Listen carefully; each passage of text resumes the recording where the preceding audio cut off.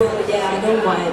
So just that's why there's a lot of biologists today. But I hope in future there will be more scientists from different fields. So let me invite the first presenter in Haydon.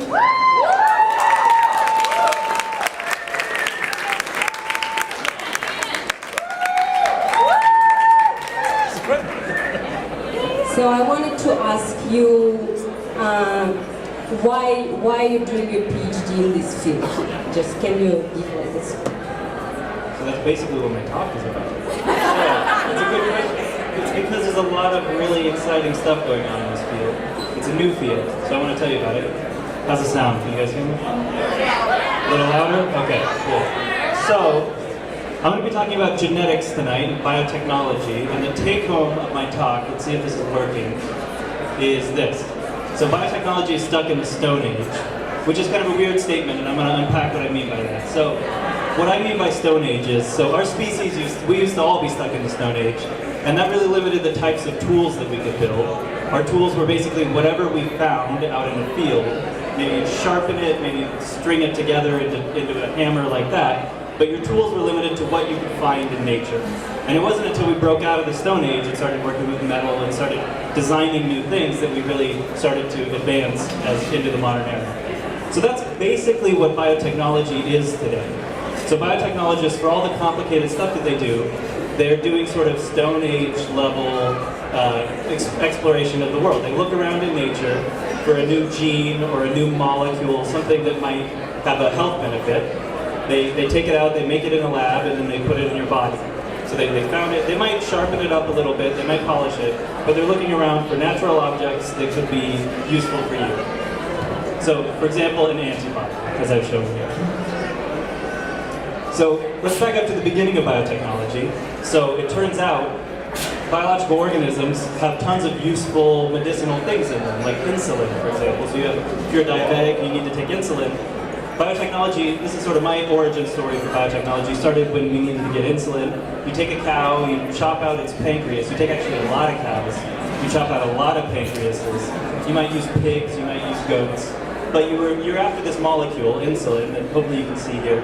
You clean it up with some solvents, and eventually you inject it into a person. So that's the Stone Age method. You find something in nature that you want, you isolate it, you use it in a new way.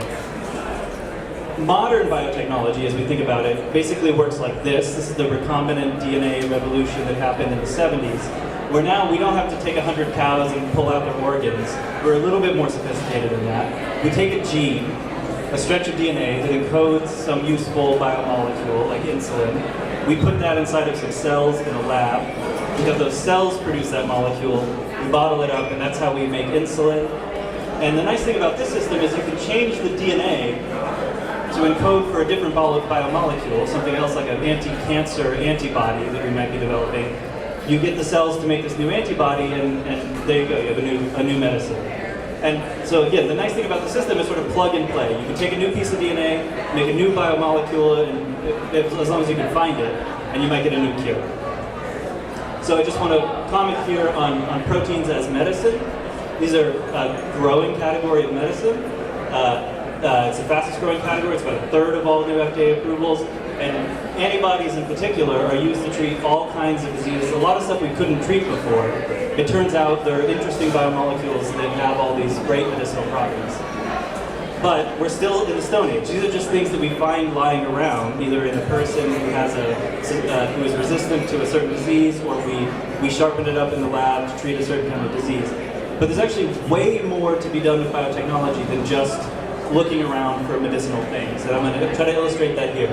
So what I'm showing you here, so this is the space of all the possible proteins that could exist. And this little blip right here, that little got formatted weird, I apologize. That little red pixel is supposed to indicate that's all the proteins that exist on Earth. So all the proteins and all the organisms in us, in everything we could ever find, is a tiny, tiny percent of all the possible biomolecules that we know could exist. So when we go around rummaging around for new biomolecules, we're looking in this pixel, and we're not looking anywhere else.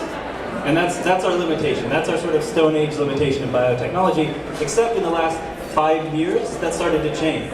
Now we're starting to build completely new biomolecules that are not derivatives of something found in nature.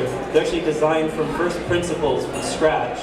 And they really don't resemble the things we find on Earth. So maybe over here, maybe somewhere else in this giant space of possible biomolecules, you might find a new protein that blocks the flu or targets cancer in a new way. And it may be a molecule that doesn't exist anywhere, you just have to cook it up from scratch. So I'm going to talk how we're doing it. So that's what my lab does. I work at the Institute for Protein Design, right here in Seattle at UW. Here's the boss. We're in this shiny new building on campus. And our lab, and several others, but our lab especially, in Seattle especially, is really pioneering this new field of this idea of designing new biomolecules, new proteins from first principles. And I'm going to show you what we can do with that. So this research, how does it actually work? How do you explore that grid and find these molecules that don't actually exist? It all starts with this. So since the 90s, my lab has been using software to predict the structure of proteins. So that's really what it's based on. And this is sort of a useful tool if we're still stuck in Stone Age biotechnology. So you take a bit of DNA, we know that it encodes some biomolecule, it must, inside the organism that it came from. So our software, we wrote it to try to predict the properties of that protein. Proteins are hard to study. It turns out if you model it on a computer, you can learn a lot about what it does. So it turns out you can take the software that we developed to try to understand the natural world a bit more. You can flip it on its head. You literally just sort of run it in reverse, and you say, if I want to end up with a new protein, something that doesn't actually exist, I reverse engineer what would the DNA have had to have been in order to get this new protein.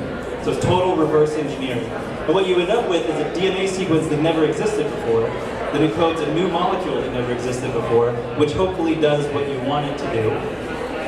And this really only became possible a couple years ago, and they're doing interesting things, these new molecules. So we have a lot, we're targeting the flu very heavily, we're targeting HIV, Ebola, and Zika, a lot of really pressing viruses. And it's not just a one-off thing. We've actually figured out how to make thousands and thousands of these new molecules and test them all very quickly. And we were the breakthrough of the year, except that we lost to gravitational waves. They found out gravitational waves the same year that a lot of this stuff started taking off, so that overshadowed us. But it's that new. It's just a couple of years ago. This was really considered a big new achievement. So I'm going to quickly, in my last minute here, walk you through some really concrete examples of the types of biomolecules that we're trying to build. Not by rummaging around and looking for useful parts, but really designing them from first principles. So let's start over here.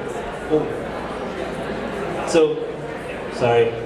This giant guy over here.